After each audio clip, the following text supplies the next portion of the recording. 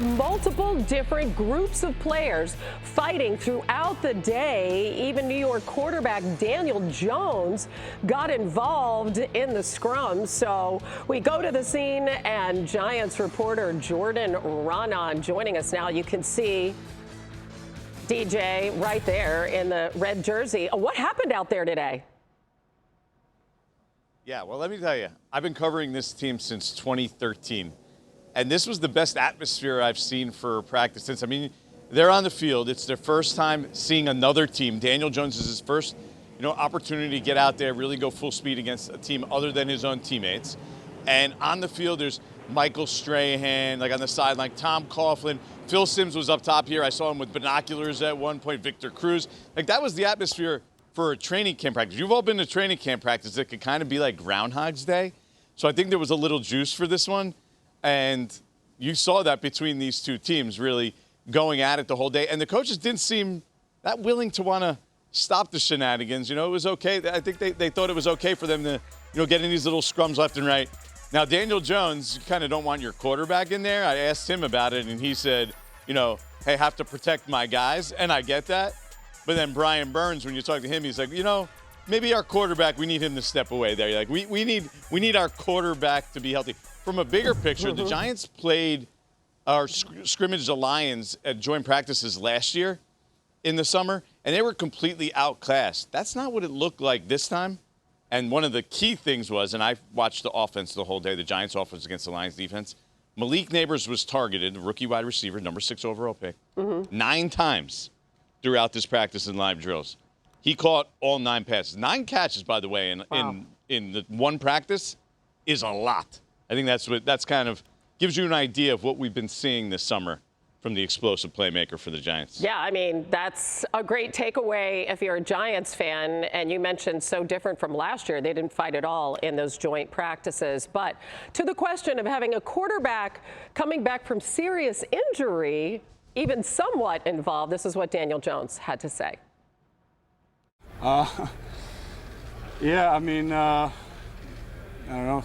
Situation happens like that. You try to stand up for your guys, but I thought it was good competitive practice all day today, and we made some plays and did some good things. There's some things we need to shore up for sure, but it's good, good intensity and competitive spirit today. Quarterback was in the middle of one of those scuffles. Oh, Lord. Daniel got jiggy with it. Daniel was out there with it? Yeah, he did. Yeah, I'm going to need him to back up. Yeah, I'm going to need him to back up. Let his O-line handle that. But, Daniel, he's a competitor, man. He's a fighter, so I don't expect nothing less from him, but I don't need him in that. I don't need him to get hit. Yeah, I need to keep him healthy. Exactly. D. Woody, you've been through plenty of these joint practices. It's hot, it's muggy, you're going against somebody other than your own team. What do you make of what happened today?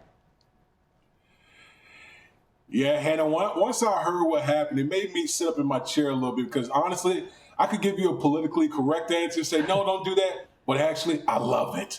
I love it. I love it. Listen, you've been going against your own guys in training camp, and you're tired of hitting your own guys. Now you have new meat coming into training camp, another team. And so joint practices are great from the coaching perspective because, number one, you get to protect your quarterback. That's first and foremost. But everything else, you're getting all the live reps with everyone else, all the different situations. And guess what, Hannah? No one likes to be shown up. That's what happens in these joint practices. No one wants to be embarrassed. And so coaches love it, players love it, and you get scrums like this in these joint practices. New meat into training camp. All right, now I have a window into how you guys think, D. Woody. Mina, but you heard that it was a pretty good report for practice, at least in terms of the completed passes, maybe some spectacular plays there. So is there room for optimism for these Giants fans who had such a terrible year last year? Yeah, I mean, I think it starts with the guy who Jordan mentioned there, Malik Nabers, who's unbelievably explosive, and hopefully we'll get Daniel Jones to push the ball downfield a bit more. He'll have to have time to do that. But for me, Hannah, the case for the Giants, and really the case for optimism, starts on the other side of the football. I'm really excited about this defensive line. With the addition of the player you saw speak there, Brian Burns, that front Burns, bookended by Kayvon Thibodeau and Brian Burns, with Dexter Lawrence in the middle, who, now that Aaron Donald is out of the league, I really think it's between him and Chris Jones for the best defensive tackle in football. That is a scary group. And they have a new defensive coordinator in Shane Bowen, who doesn't like to blitz. No one likes to blitz as much as Wink Martindale, but he really doesn't like to blitz. So they are going to be leaning on that four-man rush to cause problems, and I think they're really capable of doing that. And to me, that is something that other opposing teams are going to fear when they play this Giants team.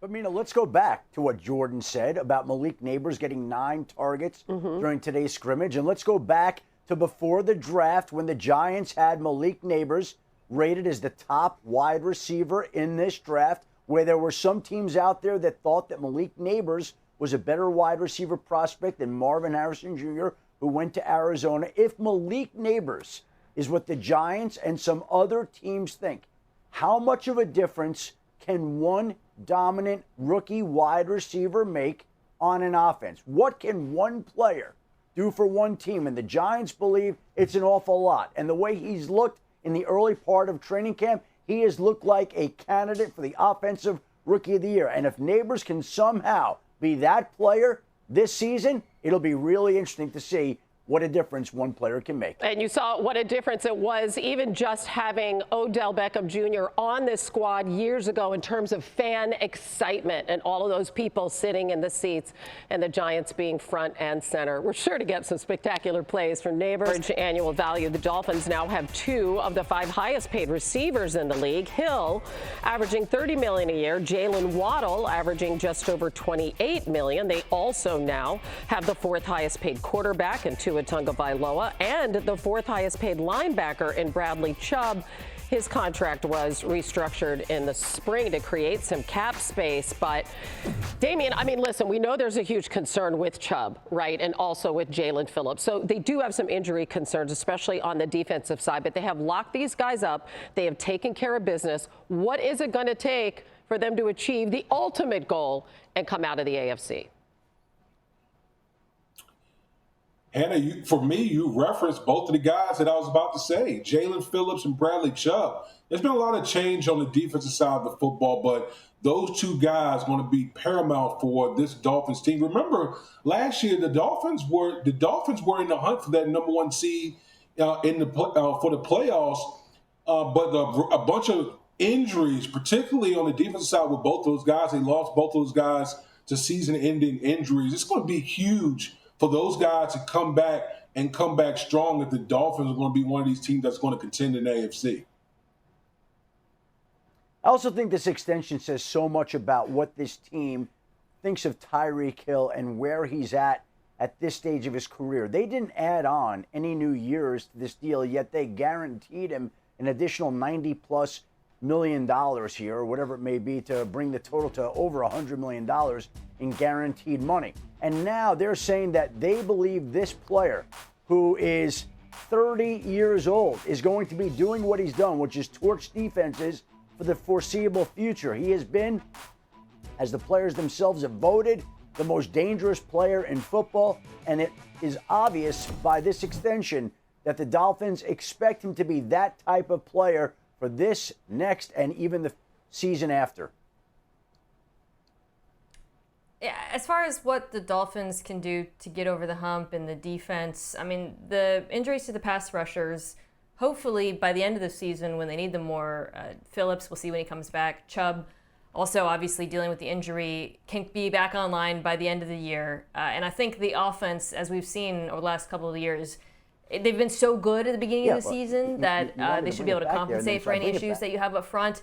It really is just about January and February with this team. We've had this conversation all offseason. We've had it now for a couple of years. And I think what they do to address that, it's not really about Tyreek Hill, who's, of course, deserving of the money. And we talk about his role on that list. To me, it's much more about the quarterback, the run game, and whether the play caller can make, and Mike McDaniel can make adjustments to the way defenses play them and the way they've been able to take away some of their core concepts to address some of the other issues with this team. And I think that's something we frankly won't know until the end of the year.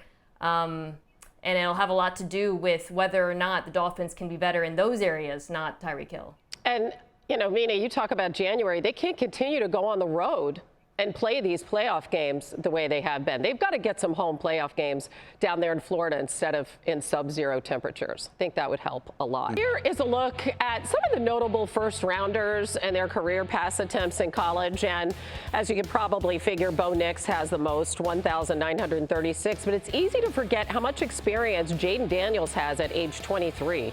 He threw over 1,400 passes in his college career, which goes all the way back to 2019 at Arizona State. Brandon Ayuk was the Sun Devils' leading receiver that year, by the way. Another guy who spent some quality time in Arizona. Cliff Kingsbury is now the new OC in Washington. Mina, what do you want to see out of Daniels? Yeah.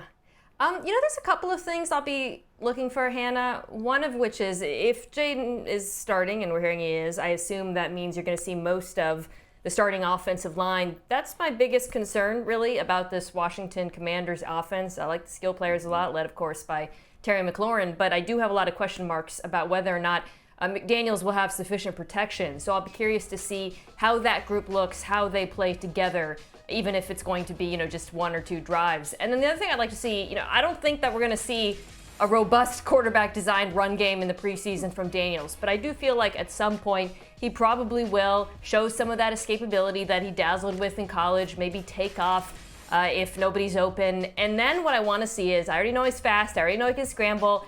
Can he avoid contact? Because that was probably my biggest concern about him as a prospect, was the types of hits he took at LSU, and that was something that worried me about, you know, translating to the NFL level. So if he does scramble and extend, I want to see if he has an awareness when it comes to protecting himself from unnecessary contact. First, let me say this. I think there's a widespread expectation around the league that he's going to start. It would be a surprise if he didn't, and it would take an awful lot for him not to be their opening day starting quarterback. He would have to perform really poorly this summer not to win that starting job. He is tracking to be their opening day starting quarterback. He is what people thought he would be. He's got that charismatic personality that players are drawn to, that the coaches around the team are drawn to. But I still think that what you're looking for out of him is the same thing that we saw out of certain rookie quarterbacks when they took the field in their opening preseason summer. I remember Russell Wilson as a rookie. He just popped. I remember Dak Prescott as a rookie. He popped. You're looking for Jayden Daniels to pop. And even if he doesn't pop, because they're being conservative in their play calling and holding back some of the ideas that they'll use on opening day, again, I still think he'd have to play himself out of this job not to be the Commanders' opening day starting quarterback. Yeah, listen, I'm excited about Jayden Daniels. This not only this preseason, but this upcoming season. I think Mina did point out about the offensive line, which is a concern of mine. To see, I'll be interested to see how this group gels. But I think the Washington Commanders had a really good offseason. You know, whether it's talk about free agency, the draft. I think GM Adam Peters and Dan Quinn, head coach Dan Quinn, has done a really good job. And I think Cliff Kingsbury is going to unleash Jayden Daniels. We saw in the little diagram there that he's played a bunch of snaps. This dude has had a bunch of reps. Hell, I saw where he was going up against Justin Herbert in college. That just shows you how many snaps this guy has taken. I think this guy can handle a lot. He's an explosive playmaker. He can push the ball down the field. My only question is, can he stay healthy? Because as Mina referenced, he did take a bunch of big hits at LSU. Man, I mean, those were like cartoon-like pow. You know, you felt like you would see something like that, some of those huge hits he took. But 12,000 career passing yards, 3,000 career rushing yards, nobody else has done that. Puka Nacua hurt his knee over the weekend, had it wrapped after practice, and it looks like it's a week-to-week injury, which means in the preseason, Mina Kimes isn't going to be calling Puka Nacua's name for the first couple of games. It would be my guess that there's no reason for the Rams to play him anyway. They don't like to play their veterans in the preseason anyway, so this very well could sideline Nacua until their regular season opener. But by all accounts, it's not a serious injury, and it would be surprising if he were unable to go in week one against the Lions. All right, so let's go to Mina right there. I mean, Mina, he was just an absolute revelation last season. They won 7 of their last 8 games. Do you expect this Rams offense to replicate the success we saw from them last season? I do, and a lot of it is because of Puka Nacua, and hopefully, that he's healthy the entire season. Hannah, watching him, it's like he was built in a lab to play receiver for the Rams. I mean, that physicality, which is so important because so much of their offense is concentrated in the middle of the field. He makes difficult catches. He has this great spatial awareness to sit down in zones, make himself available to the quarterback. And he's a willing and really solid blocker, which again is very important because the Rams live in 11 personnel and they love to run out of those looks. And having receivers like Nacua and Kupp who are so good at blocking is huge. Frankly, he would be, if he didn't improve on anything, he would still be excellent, and this offense would still be amazing based on what we saw last year. However, there are areas he can get better at that could take it to the next level. I would say route running, improving against man coverage. If he's able to do those things, he could be one of the top 10 receivers in the NFL. Mina, wrap him up, put him in bubble wrap for the regular season. I mean, he was so awesome last year. And you're right, there's a lot of things that he can improve upon, but I don't need to see the guy this preseason. I want to see him week 1. So put him in bubble wrap.